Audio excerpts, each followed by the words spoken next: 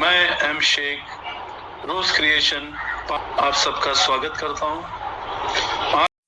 जब भी कोई क्राइम होता है हम में से कई लोग ये पूछते हैं कि इसमें नया क्या है। ये तो फला फला के साथ भी हुआ था। लेकिन इस वीडियो में मैं आपको जो क्राइम बताने जा रहा हूं उसे सुनकर आपके कान खड़े हो जाएंगे, क्योंकि आपने अभी तक ये तो सुना था कि फोन पर किसी से ओटीपी शेयर मत करना। लेकिन ये जो अपराध अब हो रहा है, खासकर राजधानी दिल्ली में हुआ है एक शख्स के साथ, और उनके अकाउंट से करीब करीब 50 लाख रुपए चले गए। जानते हैं उनकी गलती क्या थी? उनकी गलती सिर्फ वो थी जो आप भी शायद रोजाना करते होंगे। उन्हें एक नंबर से कॉल आया, उन्होंने वो कॉल उठा लिया।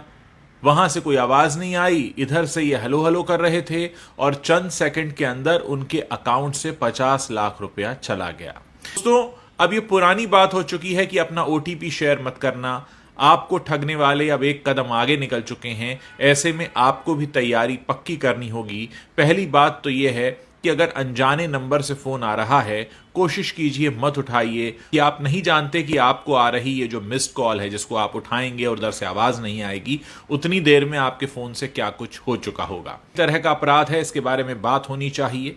ये जो फोन जिसे हम अपने हाथ में लिए घूमते हैं, जिससे ऐसा लगता था कुछ समय पहले तक कि हम फोन रखते हैं, अब ऐसा लगने लगा है कि फोन ने हमें रखा हुआ है, क्योंकि इसके बिना हम रह नहीं सकते। इस समय, पिछले कुछ समय के दौरान बहुत तेजी से साइबर अटैक्स के मामले बढ़े हैं।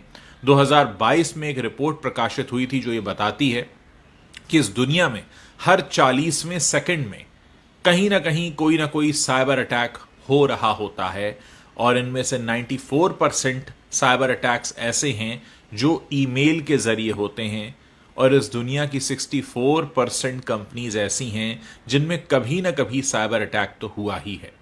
पिछले दिनों राजधानी दिल्ली के एम्स हॉस्पिटल के सर्वर पर भी अटैक हुआ था, जहां से बहुत सारे वीवीआईपीस का डेटा चोरी हो गया था, जिसकी तादाद करीब 4 करोड़ के आसपास बताई जाती है।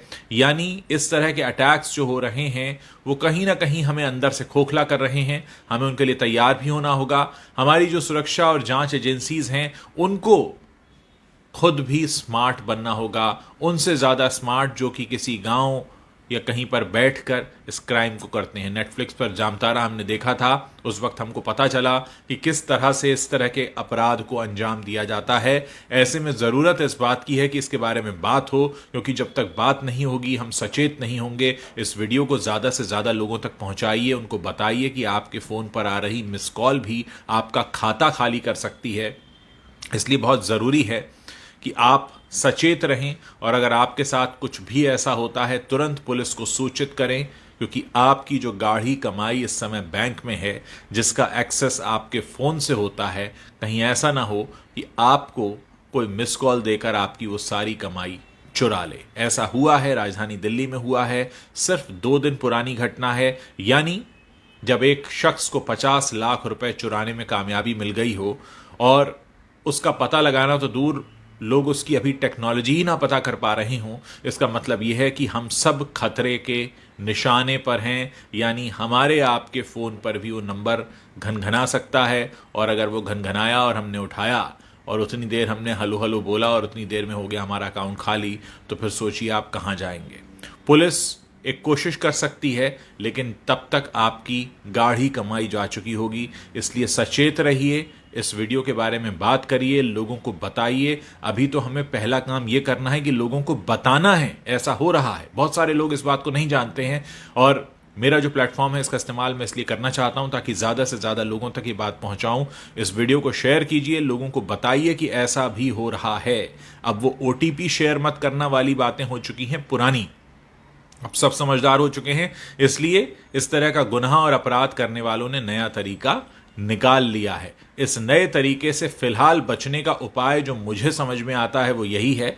हाँ, हो सकता है आप में से बहुत सारे लोगों के लिए थोड़ा मुश्किल होगा कि जिसका भी फोन आ रहा है, अगर आपको उसका नाम नहीं पता है, आपके मोबाइल में वो नंबर सेव नहीं है, तो सामने वाले शख्स को एसएमएस करने दीजिए, सामने वाले शख्स को व्हाट्सएप करने दीजिए। जब आप पक्की तरह से निश्चिंत हो जाएं कि जो सामने वाला शख्स आपको फ़ोन कर रहा है वो जेन्युइन है, आपके किसी जानने वाले का जानने वाला है, या आप उसका नाम पता जानते हैं, तभी वो फ़ोन कॉल उठाइए। क्योंकि अगर आपके साथ ऐसा होता है तो निश्चित तौर पर ये एक ऐसी बात होगी कि पता तो था और फिर भी गलती हो गई। दिल्ली में जिनके साथ हुआ उन्हें तो पता ही नहीं था, उनके साथ ये पहला अभी तक का अपराध हुआ है जिन्होंने पुलिस को सूचित भी किया है और पुलिस ने एक स्पेशल टीम बनाई है जो उसकी जांच कर रही है। लेकिन अगर किसी एक शख्स के साथ अपराध हो जाए तो हमारी जिम्मेदारी ये बन जाती है कि हम बाकियों को सूचित कर दें ताकि बाकी इस मुसीबत से बच सकें। समाचार तो प्लीज मेरा चैनल देखते रहिए और सबको ये वीडियो भेजते रहिए, तो और लोगों को भी फायदा होगा और आपको भी दुआ मिलेगी, मुझे भी दुआ मिलेगी। Thank you. जय हिंद।